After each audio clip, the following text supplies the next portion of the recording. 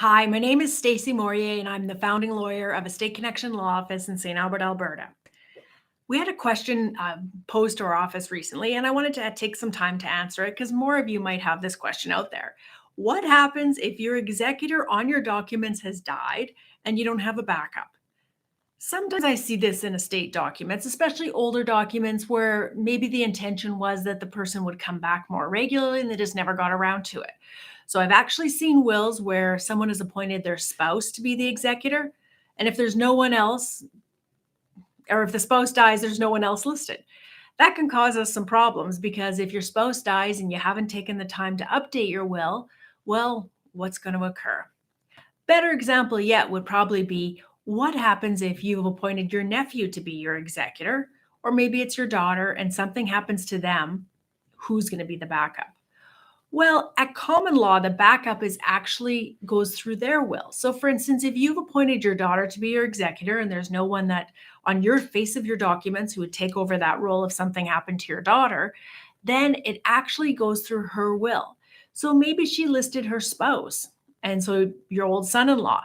That could end up being your executor. And sometimes that's not in your best interest, especially if maybe that person's moved on and is in a second marriage, or maybe there was a divorce subsequently.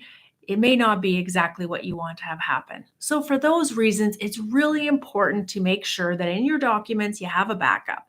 We all have plans that will come back together and update your documents in the future. But if you have a stroke or develop dementia, that just might not be an option. So I like to see three layers in the wills that I draft. I try to push my clients. Some of them think I'm a little bit crazy when I ask them, what happens if all these people die? But I do it because I can't guarantee that you're going to come back to our office. So on my will, I have my spouse appointed. If my spouse isn't around, I have a child appointed. If my child's not around, then I have my mom and dad. So it's three levels. And if all those people die, well, yes, we have bigger problems, but at least I have a backup. For some of you, that's too many people and you only want to have two. So, if your spouse isn't around, it's your child. Whatever you're looking to do with your documents, make sure that you have options because you don't want your executor determined by someone else's will. That's when the fights start.